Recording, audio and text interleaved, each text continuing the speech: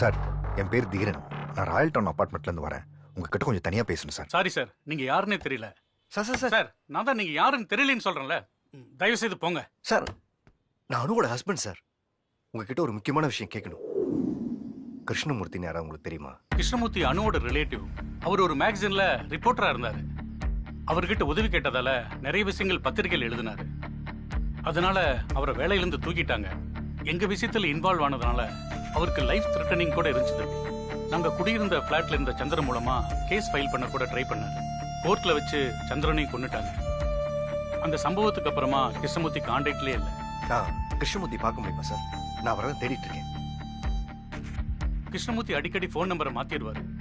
Message கொடுக்குறேன், எப்படியும் கூப்பிடுவாரு. அப்போ உங்க நம்பர் கொடுத்து பேச சொல்றேன் தம்பி. Thanks sir.